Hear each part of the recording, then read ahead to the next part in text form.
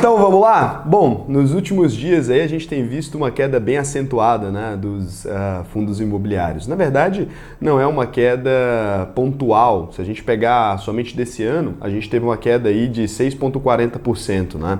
E nos últimos 12 meses essa queda chegou a bater mais de 11%. Isso utilizando o índice dos fundos imobiliários, que é o IFIX, para ressaltar essa queda. É claro que pontualmente um ou outro fundo imobiliário pode ter caído um pouco mais, alguns podem nem ter caído nesse ano, mas a gente, para pegar a média, então a gente utiliza um índice, né? Vocês já devem saber o que é um índice, mas só para quem não sabe ainda, é uma carteira hipotética, ou seja, uma carteira teórica ali, com os principais fundos imobiliários do Brasil. Assim a gente consegue observar a média do mercado. Então ela tenta simular a média ali dos fundos imobiliários. Provavelmente, se você tem fundos imobiliários, você deve estar com uma queda similar a essa. Não precisa ser exatamente a mesma, mas sua queda vai estar similar. A gente vai falar nesse vídeo aqui o porquê que isso está acontecendo e o que eu penso sobre essa queda e como que você pode tirar proveito dessa queda para gerar aí mais renda para você, para ganhar mais dinheiro, né? Antes de mais nada, quem é um Sardinha Raiz já pode deixar aquele like aqui na confiança, porque sabe que o vídeo vai fazer sentido, vai valer a pena. E se você não é um Sardinha Raiz ainda, o que eu vou te pedir é, não deixe o seu like agora, né? Deixa na hora que o vídeo te ajudar de alguma forma, porque assim eu sei, nossa, esse vídeo aqui tá funcionando, tá ajudando o pessoal, esse vídeo aqui não tá ajudando, né? Eu fico melhor informado quanto à utilidade dos vídeos. E se você quiser se inscrever no canal, é gratuito e a gente está quase chegando aí a ser o maior canal de finanças do mundo, né? Faltam apenas 4.600.000 inscritos, é pouca coisa, a gente chega lá rapidinho aí, a gente está batendo essa marca, contando com a ajuda de vocês.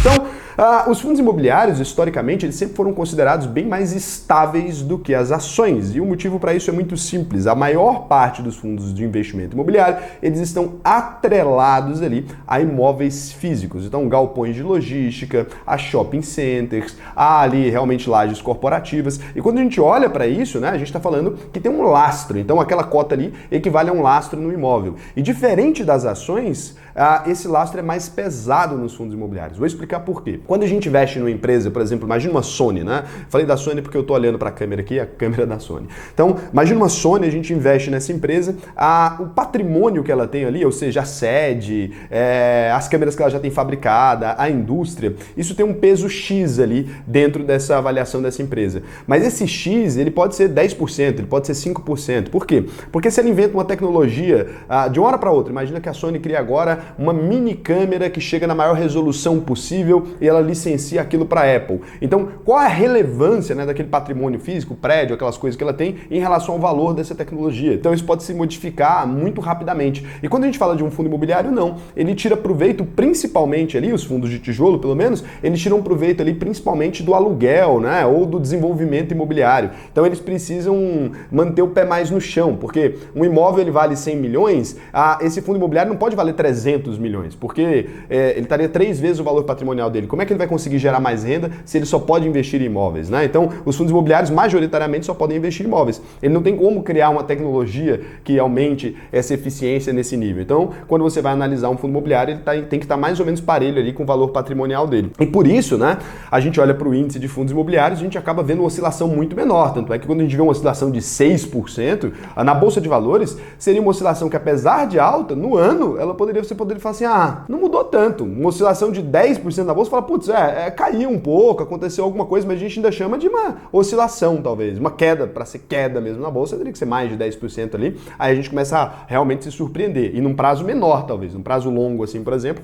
não chocaria tanto. E nos fundos imobiliários já choca muito, porque um imóvel de 100 milhões caindo por um preço de 90 milhões, por exemplo, ou um grupo de imóveis, né, como a gente olha ali nos fundos imobiliários, isso chama um pouco mais de atenção. E o que está acontecendo, né? A grande verdade a respeito disso é que os fundos imobiliários, eles têm um viés de renda. Então, normalmente, quem investe em fundos imobiliários, aí você pode me dizer aqui, se você é um investidor de fundos imobiliários, por que você investe em fundos imobiliários, né? Você vai ver que 99%, a maioria esmagadora, investem em fundos imobiliários para ter uma renda mensal. Então, aquele cara ali usa aquilo como fluxo de caixa, né? Ele investe ali em fundos imobiliários, talvez até para gerar renda e investir em ações, ou para comprar mais cotas de fundos imobiliários na fase de construção de patrimônio, ou, se você já é mais velho ali, você pegou o seu dinheiro e colocou em fundos imobiliários, talvez para viver de renda mesmo, para bancar uma aposentadoria ali, ali, ou para realmente ficar tranquilo com relação a isso. Então, a grande procura dos fundos imobiliários por investidores, de modo geral, é com foco em renda. Então, nenhum investidor investe em fundos imobiliários com foco em valorização das cotas, porque senão faria muito mais sentido investir diretamente em ações ali, né? Realmente, nesse ponto, as ações têm uma capacidade de multiplicação muito maior do que um fundo imobiliário tem. E aí, a gente tem, então, um monte de investidores buscando fundos imobiliários com foco em renda. E agora, a taxa Selic, que é a taxa básica de juros, ela vem aumentando consistentemente. A gente olha para a taxa Selic agora, 9,25% ao ano, né? O que isso significa? Que se o cara pegar o dinheiro dele e botar no Tesouro Direto, a gente não está nem falando de investir num CDB que está pagando 15, 16. A gente está falando ali de pegar esse dinheiro e mover direto ali, né? Então, se o cara tem 100 mil reais, por exemplo, a 9,25% ao ano, ele já consegue gerar 9.250 reais ali, né? Então, só de taxa Selic, 770 reais por mês. E a Selic ali, apesar de ter um imposto e papapá, você pode retirar a hora que você quiser. Ela tem liquidez diária, né? E assim, o preço não oscila tanto quanto um fundo imobiliário. Então, para algumas pessoas que não são muito experientes de mercado, eles olham para esse número e o risco de ir para um fundo imobiliário acaba ficando mais alto. O cara fala, eu vou me expor a imóveis, sendo que eu posso simplesmente jogar na taxa de juros com o próprio governo federal lastreando aquilo ali, que se der merda ele imprime dinheiro e me paga, eu vou correr o risco de investir em um fundo de imóveis ali que pode não ter o aluguel, né, que pode não receber, pode acontecer alguma coisa que é um pouco mais perigoso. O investidor acaba, às vezes, optando, né, o investidor rentista ali acaba, às vezes, optando, então, para ir para a Selic. E como a Selic tem subido vertiginosamente, a gente vê uma queda, né, vertiginosa também dos fundos imobiliários, que é o mesmo perfil de investidor, né? O perfil que às vezes está buscando segurança, os imóveis oferecem isso, e renda. E se a renda ali está sendo gerada até com mais segurança no Tesouro Selic, a gente vê esse investidor migrando para lá. E além de tudo, para acabar de criar uma contenda aí, essa taxa Selic tem uma previsão de aumento ainda. Agora no começo do ano deve ir para mais de 10, lá no final do ano que vem eles estão com a projeção dela ir para 12,25, só que essa projeção aqui pode estar extremamente errada. O Boletim Focus, ele costuma ser muito bom com previsões para os 3 meses. Agora para um ano é bem complicado, o Brasil não tem conseguido alcançar essa previsão, né? Principalmente porque a inflação ainda não parou de subir e a taxa Selic é o principal mecanismo de controle, né, da inflação no Brasil. Então a desvalorização dos fundos imobiliários tem acontecido consistentemente. Agora,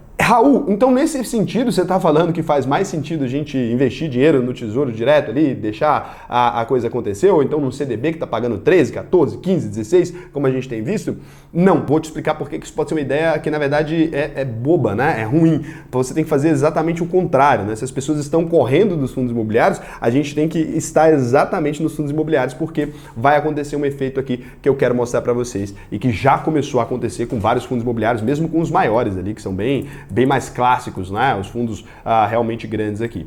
Quando a gente tem ali, então, uma diminuição do preço da cota, você tem que lembrar que essa renda desses fundos, ela não se alterou. Os aluguéis ainda estão lá, os imóveis ainda estão sendo alugados, está tudo bem nesses fundos. Na maioria dos casos não teve impacto nenhum. Isso não impactou na economia real desses fundos ali ainda, né? O aluguel, ele está ali com contratos travados mais longos, alguns fundos têm contratos para 10, 20 anos, outros têm contratos de 5 anos, então não alterou ainda, o aluguel continua sendo recebido. Se o preço da cota cai, mas a renda permanece estável, o que a gente tem é um cenário de aumento do dividend yield. Então, os fundos imobiliários, a cada vez que eles caem o preço da cota, a gente tem uma atratividade muito maior para a gente poder investir. Vamos nesse sitezinho aqui, que é o tal do Funds Explorer, vocês já conhecem ele, eu gosto desse site, tá? Não é meu, não tenho nenhuma parceria com eles, mas eu gosto desse site porque eu acho a busca deles bem legal. No Natal aqui, vocês estão pipocando de coisa, né? Um mundo velho de propaganda, desse jeito não vai dar mais para usar vocês, vão ter que mudar para o outro. E que é do mesmo dono também, então não vai mudar muita coisa. Né, Suno?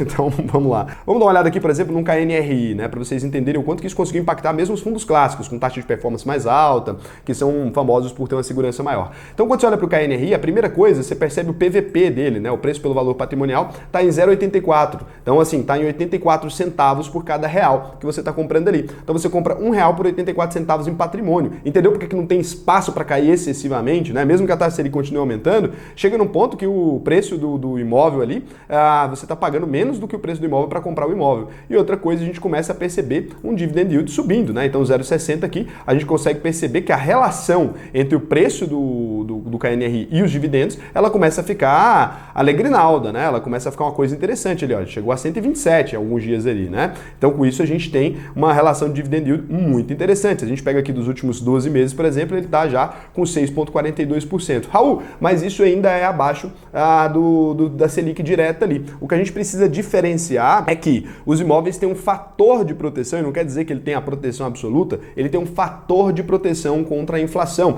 Então, na inflação, nos níveis que ela está sendo medida agora, ela não impacta da mesma maneira os fundos imobiliários no longo prazo. É claro que no curto, ele pode perder para a inflação com certeza. A rentabilidade desse ano perdeu, por exemplo, né, do preço da valorização das cotas. Só que no longo prazo não faz sentido, porque você percebeu na prática, não sei se vocês perceberam, mas os imóveis aumentaram de preço, né? Quando a inflação começa a subir, tem dinheiro a mais na economia, a gente tem uma tendência natural dos imóveis aumentando de preço. Eu, por exemplo, comprei um lote, né? Acho que por 160 mil, alguma coisa assim, e ele já passou de 250 num prazo muito curto, num prazo aí de meses, 9 meses, por exemplo, né? Então a gente tem tido um aumento generalizado do preço dos imóveis. Comenta para mim se na sua região aconteceu também, só para a gente verificar essa tese na prática com vocês aqui. Então o que a gente percebe, olha só, é um efeito gráfico aqui, né? Quanto mais cai, ó, mais a relação do dividend yield aumenta, né? Então quanto mais cai o preço da cota, mais a relação do dividend yield aumenta. É inversamente proporcional. Por quê? Você está comprando o mesmo valor ali, a mesma cota, com uma distribuição de dividendos, um percentual de dividendos